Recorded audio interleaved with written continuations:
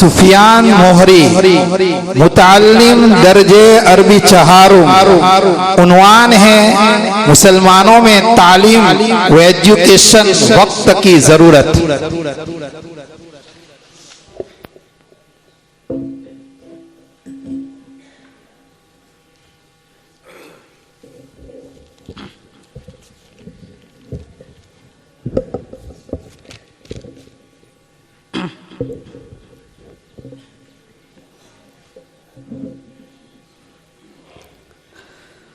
بسم اللہ الرحمن الرحیم، الحمد للہ رب العالمین، والصلاة والسلام علی رسولہ الکریم، اما بعد، اعوذ باللہ من الشیطان الرجیم، بسم اللہ الرحمن الرحیم، قل هل يستوي الذین يعلمون والذین لا يعلمون انما يتذكر اولو الالباب، صدق اللہ العظیم۔ محترم و مکرم صدر محترم، حکمین حضرات، مشفق و مربی اساتذہ کرام، حاضرین مجلس اور میرے پیارے ساتھیوں، میں آپ حضرات کے سامنے علم کی فضیلت پر کچھ گفتگو کرنا چاہتا ہوں، بغور سماعت فرمائیں۔ رسول اللہ صلی اللہ علیہ وسلم نے ارشاد فرمایا کہ طاقتور مومن بہتر ہے کمزور مومن سے۔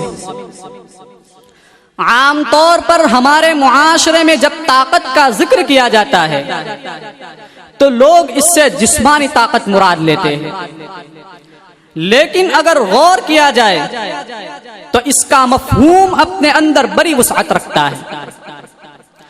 طاقت ایک وصف ہے اور انسان کی مختلف صلاحیتیں اس وصف کی حامل ہو سکتی ہے۔ مثلا طاقت اخلاق و کردار کی بھی ہوتی ہے، اور بعض دفعہ اخلاق و کردار کی طاقت سے وہ کام لیا جاتا ہے جو ہاتھ پاؤں کی طاقت سے نہیں لیا جا سکتا۔ جسمانی طاقت سے تو زر و زمین کو فتح کیا جا سکتا ہے، لیکن اخلاق کی طاقت سے انسان کے دل جیتے جاتے ہیں۔ اسی طرح طاقت دولت و ثروت کی بھی ہوتی ہے۔ ایک جسمانی اعتبار سے کمزور شخص بھی مال و دولت کے ذریعے بڑے بڑے معرکوں کو جیت سکتا ہے۔ ایک بہت بڑی طاقت وہ ہے جو سیاست کے ذریعے حاصل ہوتی ہے۔ سیاسی طاقت کے ذریعے افراد اور قومیں ملک و قوم کی تقدیر کی مالک ہو جاتی ہے۔ طاقت علم، ٹیکنالوجی اور زبان و قلم کی بھی ہوتی ہے۔ ایک صاحب علم شخص اگرچہ وہ نحیف الجثہ ہو، لیکن وہ اچھے خاصے دیل ڈول والے انسان پر بھی تفوق حاصل کر لیتا ہے، یہی سب سے بڑی طاقت ہے۔ ایک صاحب علم شخص 1000 ناتعلیم یافتہ افراد پر بھاری ہوتا ہے۔ ایک ایسی قوم جو علم و فن سے بہراور ہو، اگرچہ وہ تعداد کے اعتبار سے چھوٹی اقلیت ہو، لیکن وہ ایسی قوموں پر بھاری ہو جاتی ہے جو تعداد کی کثرت کے اعتبار سے ریگستان کے ذرات سے بھی بڑھی ہوئی ہو، مگر علم سے تہی دست اور نظر و فکر کے سرمایے سے تہی دامن ہو۔ دنیا میں اس کی بہت سی مثالیں ہیں جن کو سر کی آنکھوں سے دیکھا جا سکتا ہے اور جن کے کارنامے تاریخ کے صفحات پر اپنی عظمت کے نقوش ثبت کیے ہوئے ہیں۔ شاعر کہتا ہے، اے علم تجھ سے بڑھ کر کوئی نہیں خزانہ، اے علم تجھ سے بڑھ کر کوئی نہیں خزانہ، جاری ہے تیرے دم سے دنیا کا کارخانہ۔ محترم سامعین، اگر اس پس منظر میں اللہ کے رسول صلی اللہ علیہ وسلم کے ارشاد کو سمجھا جائے تو مومن کے قوی ہونے کا مفہوم بہت وسیع ہو جاتا ہے، اور اس وسعت میں یہ بات شامل ہے کہ جو مومن علم کی طاقت سے آراستہ ہو اور تعلیم یافتہ ہو وہ ایسے مسلمان سے بہتر ہے جس نے جہالت پر قناعت کر رکھی ہو. جو علم کی روشنی سے محروم ہو. غالباً اسی کی طرف اشارہ کرتے ہوئے اللہ کے رسول صلی اللہ علیہ وسلم نے ارشاد فرمایا کہ اللہ تبارک و تعالی ایسے مومن کو پسند فرماتے ہیں جو حرفت سے واقف ہو اور ٹیکنالوجی سے آگاہ ہو. ان اللہ یحب المؤمن المحترف. کیونکہ جو قوم علوم و فنون کی حامل ہوتی ہے، جو قوم صنعت و ٹیکنالوجی کی دولت رکھتی ہے، جس قوم کے پاس فکر و فن کا سرمایہ ہوتا ہے، وہ دوسروں کو دینے کی صلاحیت رکھتی ہے. اس کے پاس لینے والا ہاتھ نہیں ہوتا بلکہ دینے والا ہاتھ ہوتا ہے. دنیا کو اس کی ضرورت ہوتی ہے اور وہ اپنی صلاحیت کے ذریعے سربلندی و سرفرازی حاصل کرتی ہے. یہودیوں کی تعداد کتنی کم ہے. امریکہ جیسے ملک میں ان کی تعداد 5% سے بھی کم ہے، لیکن ذرائع ابلاغ جیسا مؤثر وسیلہ پوری طرح ان کے ہاتھوں میں ہے. بینکنگ کا نظام 100% ان کی گرفت میں ہے. اسی لیے کسی امریکی صدر کی مجال نہیں کہ وہ یہودیوں پر کھل کر تنقید کرے. اور جن لوگوں نے دبے لفظوں میں تنقید کی ان کو ناک و چنے چبوا دیے گئے.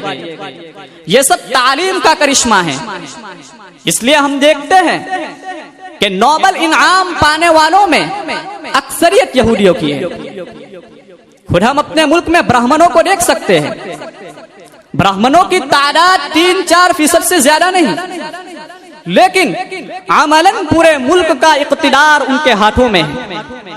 وہی سیاسی طالع آزماؤں کی جیت اور ہار کا فیصلہ کرتے ہیں اور ملک کی داخلہ و خارجہ پالیسی مرتب کرتے ہیں. یہ نتیجہ ہے ان کی تعلیمی جد و جہد اور اس میدان میں انتھک کوششوں کا.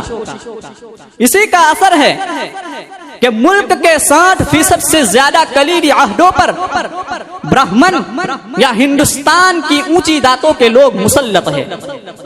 اس لیے ہمیں ایک ایسی امت بننا چاہیے جو علم کے زیور سے آراستہ اور صنعت و ٹیکنالوجی کی صلاحیت سے مالا مال ہو،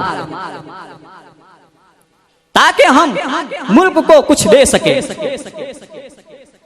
کیونکہ رسول اکرم صلی اللہ علیہ وسلم نے ارشاد فرمایا ہے کہ اوپر والا ہاتھ نیچے والے ہاتھ سے بہتر ہے. الید العلیا خیر من الید السفلی. یعنی جو فرد دینے والا ہاتھ رکھتا ہو وہ اس فرد سے بہتر ہے جس کے پاس صرف لینے والا ہاتھ ہو. جو قوم دوسروں کو دینے کی صلاحیت رکھتی ہو وہ اس قوم سے بہتر ہے کہ جس کے ہاتھ میں کاسہ گدائی ہو اور وہ دوسری قوموں سے پیسوں کی، عزت و وقار کی، ملازمتوں کی، معاشی مدد کی اور سیاسی عہدوں کی بھیک مانگتی رہے. شاعر کہتا ہے سعادت سیاست عبادت ہے علم. سعادت سیاست عبادت ہے علم، حکومت ہے دولت ہے طاقت ہے علم. محترم سامعین، ایک موقع پر اللہ تبارک و تعالی نے ارشاد فرمایا، اے پیغمبر علیہ الصلوۃ والسلام، آپ فرما دیجئے کہ جو لوگ علم رکھتے ہیں اور جو لوگ علم سے محروم ہیں کیا وہ دونوں برابر ہو سکتے ہیں؟ نصیحت و عبرت تو وہی حاصل کرتے ہیں جو عقل والے ہوں.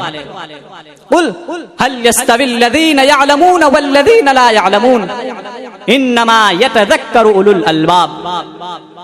یہ آیت اگرچہ ایک خاص پس منظر میں نازل ہوئی ہے لیکن اس میں دو باتوں کی طرف واضح اشارہ موجود ہے. ایک یہ کہ علم والے اور بے علم، تعلیم یافتہ اور جاہل دونوں برابر نہیں ہیں. دوسرے یہ کہ وقت اور حالات کا تجزیہ کرنا، اس سے عبرت و نصیحت حاصل کرنا، یہ انہی لوگوں کا کام ہے جو عقل و فہم رکھتے ہو. جنہوں نے علمی کاوشوں کے ذریعے اپنی فہم و بصیرت میں اضافہ کیا ہو۔ یہ اہل علم اور علم سے محروم لوگوں کے درمیان نابرابری صرف آخرت میں ہی ظاہر نہیں ہوگی بلکہ دنیا میں بھی شب و روز اس کی مثالیں ہمارے سامنے آتی رہتی ہے۔ تعلیم یافتہ اور غیر تعلیم یافتہ لوگوں کے درمیان ہر میدان میں فرق پایا جاتا ہے۔ ایک تعلیم یافتہ قوم سیاسی نظام میں جو حصہ داری حاصل کر سکتی ہے، علم سے تہی دامن قوم کبھی وہ اثر و رسوخ حاصل نہیں کر سکتی۔ اس لیے اگر یہ کہا جائے تو بیجا نہیں ہوگا کہ جہالت میں پھنسے ہوئے لوگ نہ صرف دین کے اعتبار سے اہل علم کی برابری حاصل نہیں کر پاتے بلکہ وہ ہر میدان میں ان سے پیچھے رہتے ہیں۔ وقت کی قلت کی بنا پر میں اپنی تقریر کو یہی سماعت کرتا ہوں۔ اللہ تبارک و تعالی ہم تمام کو ان باتوں پر عمل پیرا ہونے کی توفیق عطا فرمائے۔ وآخر دعوانا الحمدللہ رب العالمین۔ ماشاءاللہ، اللہ تبارک و تعالیٰ نے بالکل سچ کہا ہے، یرفع اللہ الذین آمنوا منکم والذین اوتوا العلم درجات۔ اللہ تعالیٰ ہمیں علم کے اندر گہرائی اور گہرائی پیدا کرنے کی توفیق عطا فرمائے اور کثرت مطالعہ کی توفیق عطا فرمائے۔